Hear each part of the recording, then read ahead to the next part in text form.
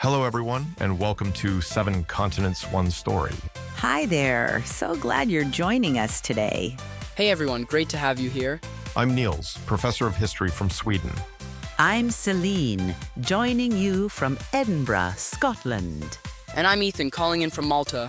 Together, we explore incredible stories from history across all 7 continents.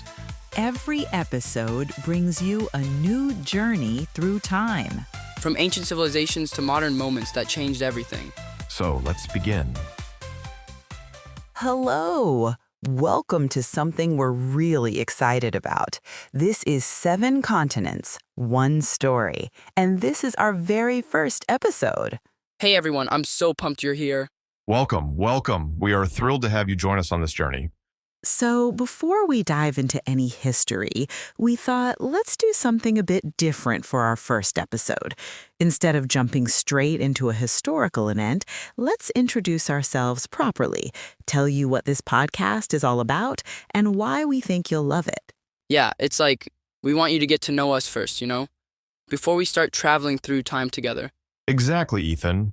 We want this to feel like you're joining a conversation between friends, because that's what this is. 3 people who absolutely love history, sharing stories we find fascinating. So let's start with introductions. I'll go first, then Ethan, then Nils, and we'll ask each other questions along the way, just like we do in our regular episodes. No pressure, Celine. Oh, thanks for that. All right, so I'm Celine. I'm 32 years old and I live in Edinburgh, Scotland. I work at a public library here, which is honestly the best job for someone who loves history as much as I do. Have you always worked in a library? No, actually. I studied general subjects at university, nothing specifically historical. But I've always been drawn to history, especially a local Scottish history. Working at the library just happened, really.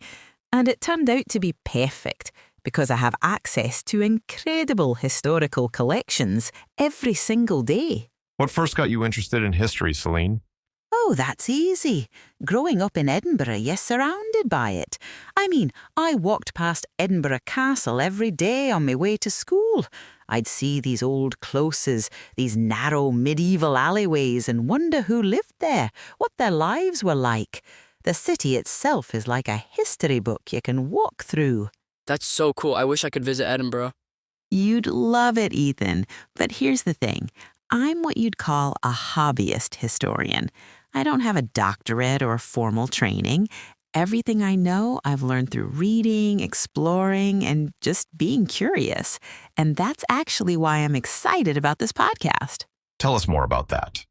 Well, I think there's this idea that you need to be an academic expert to really understand or appreciate history, but that's not true. I've spent years reading books from the library, taking notes, exploring Edinburgh's historic sites, and I've developed what I think is a pretty deep understanding, especially of medieval Scotland, not because I studied it formally, but because I love it. That's actually really inspiring. You prove you don't need a degree to be knowledgeable. Exactly. And that's part of what we want to show with this podcast.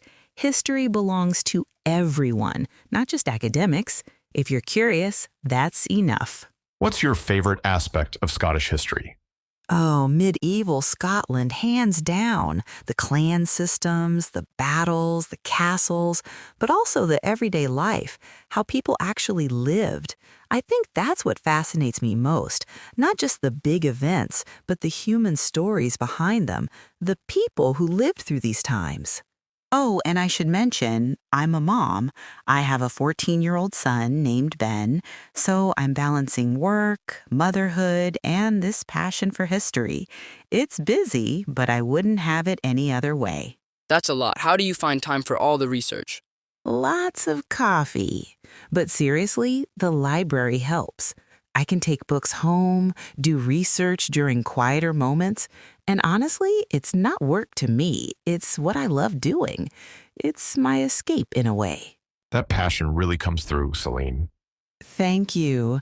All right, Ethan, your turn. Okay, so I'm Ethan. I'm 13 years old and I live in Malta. Malta? What's it like growing up there? It's amazing. Malta is this tiny island in the Mediterranean, but it has so much history. Like, we've got Phoenician ruins, Roman stuff, medieval fortresses from the Knights of Malta, and British colonial buildings, all in this one small place. It's like layers and layers of history everywhere you look. How did you become interested in history, Ethan? You're quite young to have such a deep passion for it. Okay, so this might sound funny, but it started with anime and manga. I got really into Japanese culture through entertainment, you know? And then I started wondering about the actual history behind some of the stories. Like, what was feudal Japan really like? How did samurai actually live? Were they, like, in the shows? That's not funny at all. That's a perfectly legitimate way to discover history. Yeah, cool. So then I started watching YouTube documentaries about Japan, and it just spiraled from there. Now I'm obsessed with Asian history, especially Japanese history. I know about the different periods, the samurai culture, the Sengoku period, the Meiji Restoration, all of it. That's quite comprehensive knowledge for someone your age. Thanks. I mean, my teachers noticed too. They encourage me a lot. I'm a good student overall, but history is where I really shine. I take tons of notes when I watch documentaries or read articles online. Do you want to study history professionally someday? Yes, that's actually my big dream. I want to study Asian history at university, ideally in Japan itself. And then, this might sound ambitious, but I want to become a history teacher, like Nils. That's wonderful, Ethan. Teaching history is an incredibly rewarding path. I want to help other people discover history the way I did, not through boring textbooks, but through stories that make you excited to learn more. And I think being on this podcast is amazing practice for that. Malta is quite far from Japan, though. Have you been able to visit? Not yet. My family, we're not poor or anything, but we don't have a lot of extra money for big trips. My parents have normal jobs, and travel to Japan is expensive. So I use virtual tours, online museum collections, YouTube videos, anything I can find that's free or cheap. That resourcefulness is valuable, Ethan. Yeah, and you know what's cool? Living in Malta actually helps me understand Japanese history in some ways. Like, both are island nations with rich histories. Both were influenced by many different cultures. Malta had these Phoenicians, Romans, Arabs, Knights, British. Japan had different clans, then outside influence during the Meiji period. I can see parallels. That's a really smart connection. I just think history is cool, you know? Like, these are real people who lived real lives hundreds or thousands of years ago, and we get to learn their stories. That's so cool. It absolutely is. Okay, Nils, you're up. Thank you both. So, I'm Nils. I'm 43 years old, and I live in Copenhagen, Denmark. I'm a history lecturer at the University of Copenhagen, where I've been teaching for 15 years now. What made you want to become a history professor? Well, I've loved history for as long as I can remember. As a child, I was fascinated by ancient civilizations, Greece, Rome, Egypt. I'd spend hours at the library reading everything I could find. My parents actually worried I was becoming too serious. But when I was at university, I had a professor who changed everything for me. He didn't just lecture about dates and events. He made history come alive. He'd tell stories, ask provocative questions, make us think critically about sources and evidence. I remember thinking, this is what I want to do. I want to share this passion with others. What's your specialization? Ancient Mediterranean history, particularly the Roman Empire. I've published several papers on Roman military strategy and political transitions, but honestly, I'm fascinated by all periods of history.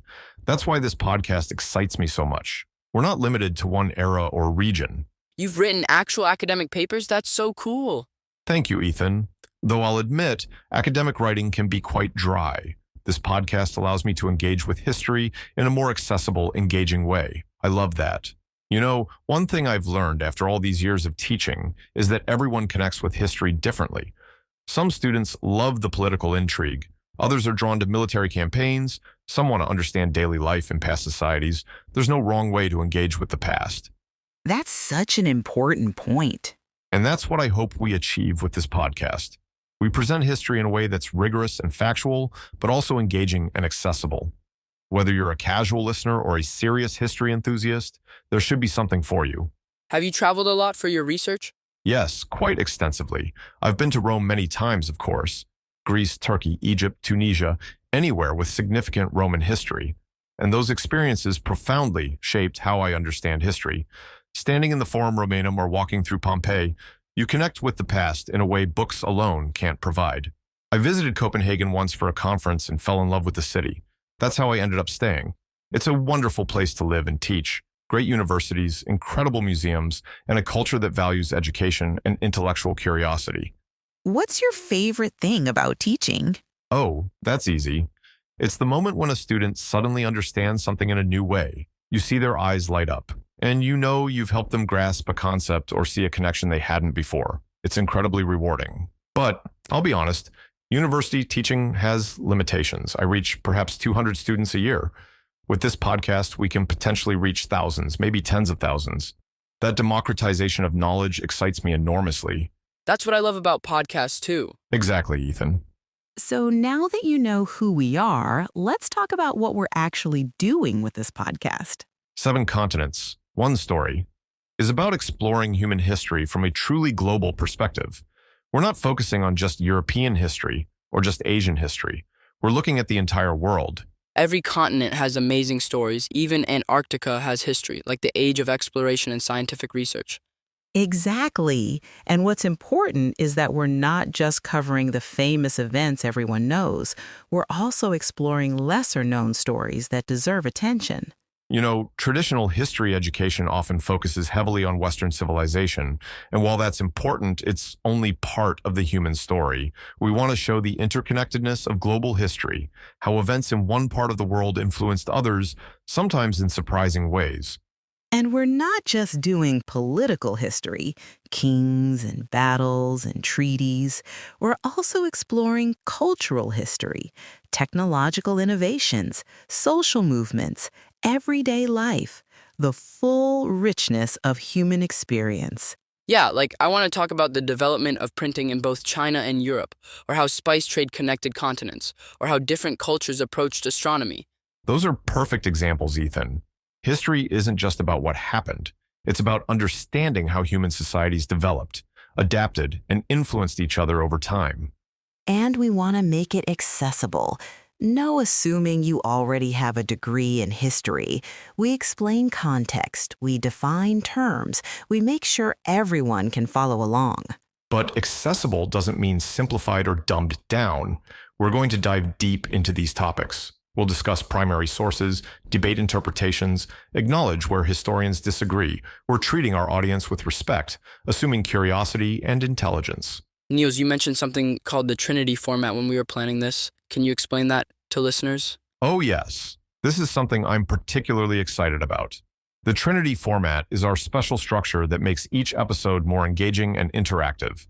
It has 3 key elements. First, we have what we call the artifact detective. In every episode, we feature a significant historical artifact or object related to our topic. But we don't just tell you about it straight away. We give you clues throughout the episode. Oh, this is like a mystery. Exactly. I give you 3 clues throughout the episode. The first clue is mysterious, just enough to make you curious. Then later, a second clue adds more detail. And finally, we reveal what the object actually is and why it matters to the story. It creates anticipation and makes you an active participant in the discovery. It's like we're all detectives uncovering history together. Precisely, Celine. The artifacts we feature are always significant, famous objects that played important roles in history. They make the past tangible, real. You can picture them, imagine holding them.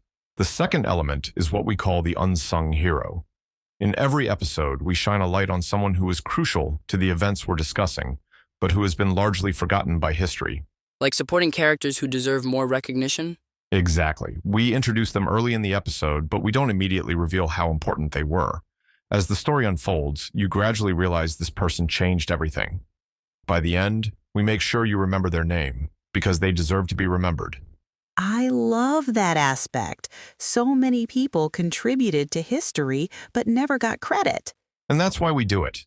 History tends to remember kings and generals, but forget the engineers, the translators, the everyday people who made extraordinary contributions. We correct that.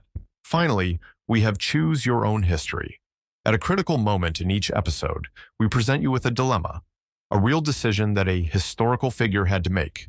We explain the options they had, the stakes involved. Then the 3 of us debate what we would have done. Celine might say one thing, Ethan another, I might have a third perspective. We genuinely disagree sometimes. And that's valuable because it shows there were real alternatives, real choices. History wasn't inevitable. And then you reveal what actually happened? Yes, We tell you what the historical figure chose, why they chose it, and what the consequences were. It makes you think about the complexity of historical decisions. It's easy to judge from the present, but when you put yourself in their shoes, you see how difficult these choices were. It adds a human element. These weren't just events happening, they were choices real people made. Exactly, and that's the core of our Trinity format. 3 elements: the artifact detective, the unsung hero, and choose your own history, woven throughout every episode to create an engaging, thoughtful exploration of historical events. What I love about this format is that it prevents episodes from becoming dry recitations of facts. There's always mystery, there's always humanity, there's always a moment where you have to think critically about choices and consequences. It makes history feel like a story you're part of, not just something you're being told about. That's the perfect way to put it, Ethan. So that's who we are and what we're doing with 7 continents, 1 story. I'm so excited to start sharing these stories with everyone. You know, I think what makes me most excited is the idea that we're going to explore the entire world. Not just one region, not just one time period, all 7 continents, spanning thousands of years of human history. Every continent has incredible stories. I'm looking forward to learning about parts of the world I know less about. And sharing what I know about Asian history. Though honestly, I'll be learning just as much as everyone else. There's so much history out there. That's the spirit, Ethan. We're all learners here. Even after 40 years of studying history, I discover new things constantly. So whether you're a history enthusiast or someone who just wants to learn something interesting, we think you'll find something valuable in every episode. And remember, you can find us on all the major podcast platforms. Plus, check out our website, s-c-o-s.com, for our newsletter, topic suggestions, and the merch shop. The newsletter is particularly useful if you want to stay updated on upcoming episodes and get some behind-the-scenes insights into our research process. We really do want to hear from you. If there's a historical event you've always wanted to learn about, tell us. We're building this for you, and your input matters. Before we finish, I want to say something. Teaching history at university is wonderful, but it reaches a limited audience. This podcast, this reaches anyone, anywhere who's curious about the past. That's incredibly meaningful to me. I want to share the sense of wonder I feel when I stand in the Colosseum or hold an ancient Roman coin. That connection to people who lived thousands of years ago, it's profound. And if we can create even a fraction of that feeling for our listeners, we'll have succeeded. For me, this podcast is about showing that you don't need to be an academic to deeply understand and love history. I'm proof of that. I learned through curiosity, through reading, through exploring my own city. And if I can help other people feel empowered to explore history on their own terms, that would be amazing. History isn't just for the experts, it's for everyone. It's our shared human story, and everyone has a right to engage with it, to learn from it, to find meaning in it. I'm the youngest here, and I'm still learning so much. But I think that's actually good because it means I represent a lot of listeners who are just starting their history journey, and I want to show that being young doesn't mean you can't be passionate about this stuff. History is cool, it's exciting, these are real people who did incredible things, and understanding the past helps us understand ourselves and our world better. That's important whether you're 13 or 40 or 80. So yeah, I hope people my age give this podcast a chance. You might be surprised how interesting history can be when it's told as a story, not just dates and names to memorize. Well, that brings us to the end of our introduction episode. Thank you so much for spending this time with us and getting to know us. Our next episode is going to be an actual historical event, and we can't wait to share it with you. We have so many incredible stories lined up.